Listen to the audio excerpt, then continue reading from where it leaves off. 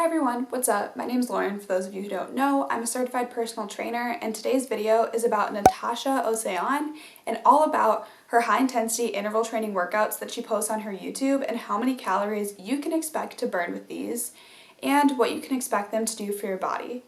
As always, don't forget to like and subscribe to my YouTube channel for more videos like this, and also make sure to leave a comment down below with anything you'd like to see in the future.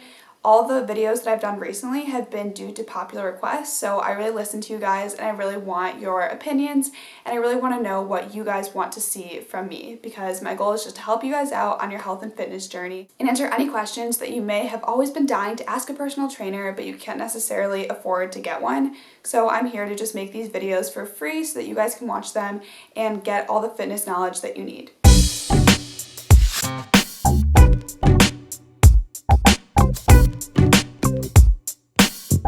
Alright, the first thing we're going to talk about is who is Natacha Océane and why should you trust her? What does she do? What are her credentials? And are her workouts effective and good for you? As always, if you'd like to skip ahead and just see me talk about the videos that I chose to do and how many calories they burn, you can scroll ahead to this time, but I always recommend watching the whole video because it's my job as a personal trainer to inform you on everything about the person that I'm talking about and about her workouts, not just the calorie burn. But if you want to fast forward, I understand you may be in a time crunch, so go ahead, fast forward. Okay, so Natacha Océane is from London and she graduated with a degree in biophysics, so she's definitely educated and I really appreciate that, because when you look at her YouTube channel, you can tell that she is educated because almost all of her videos have some sort of science background to them.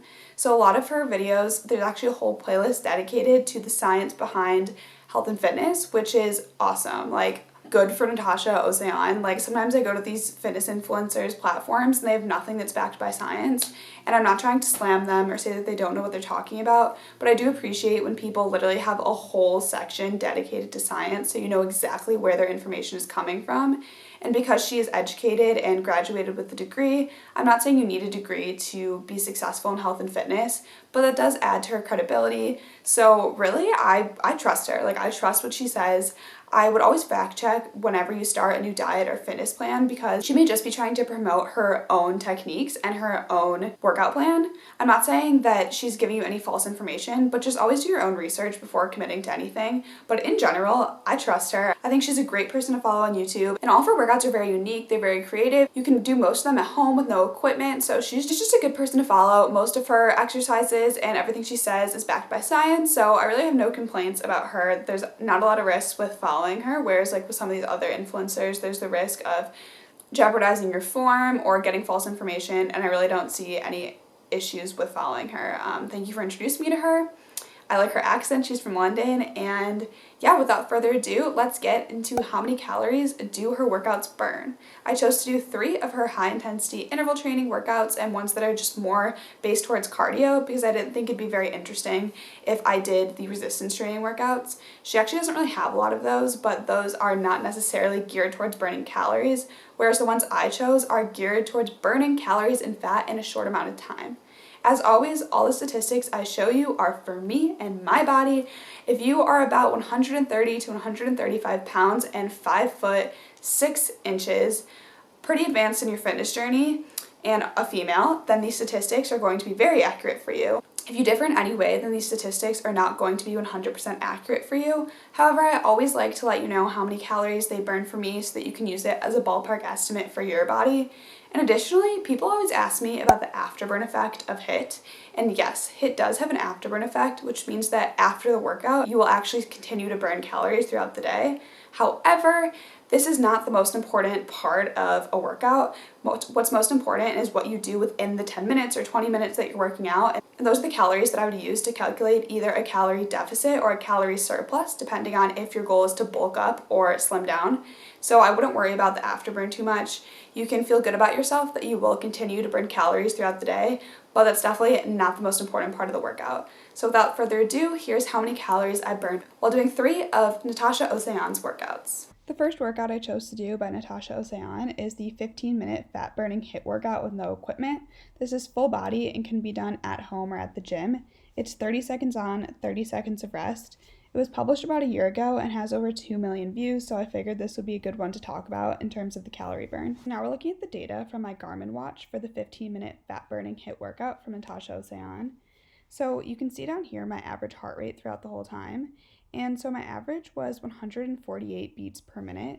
And for high intensity interval training, you want to train at about 85% of your max heart rate. So my max heart rate is 199. Your max heart rate is about 220 minus your age. This has been altered in recent years because some data has come out to prove that that's not necessarily an accurate way to think about your max heart rate. But for just the general person who is interested in fitness and is interested in trying high intensity interval training, if you are young and healthy, that is an okay way to think about your max heart rate. So for me, about 80% of my max heart rate is 159 beats per minute. So you can see that 148 beats per minute, while that was the average, that is lower than 80% of my max heart rate. So I would have liked to see my heart rate a little bit higher if this was a more intense workout. However, I still burned 128 calories in 15 minutes, which is definitely really good, really effective. However, I will say that because it was 30 seconds on and 30 seconds off, that is more of a beginner time frame. I usually like to train 45 seconds on, 15 seconds off, and I would recommend that to the more seasoned athlete. This one didn't really feel like HIIT though, which was good in a way because it didn't feel like you were like dying and out of breath, which sometimes HIIT can feel like. It also had creative new moves, it wasn't too difficult, and it was a good end to the workout burner, and she recommends doing more if this is the only thing you're doing during the day, so you can just keep doing this over and over again if that's something that interests you. The next workout I chose to do was the 20-minute full body home workout, and this one has no equipment and also no noise, so if you have noisy neighbors, or if you are the noisy neighbor, then you don't have to worry about disturbing them. There's no jumping or anything like that. And this one was 20 minutes, so a little bit longer, but it was still geared towards burning calories and burning fat. So here's the data from the 20-minute full body home workout that's no noise. And you can see down here, it's blocked a little bit, but my average heart rate was 144 beats per minute, which is a little bit lower than the previous workout, but not too much lower. Again, this isn't at the zone that I want to be in. The zone that I want to be in is with my heart rate at approximately 159 beats per minute to about 179 beats per minute. That's the range that I kind of want to be in, and I wasn't in that range. So this didn't really accomplish the goals of HIIT that I like to accomplish and that you should be accomplishing while doing HIIT. However, this is no noise, and it's also geared towards all body types, all fitness levels. So the reason that I didn't reach that peak heart rate is probably just because I am more advanced. Also, this one had very strange moves that I've never seen before, so I can't necessarily vouch for whether or not they are effective, but it included a lot of triceps, and I was really sweaty during it.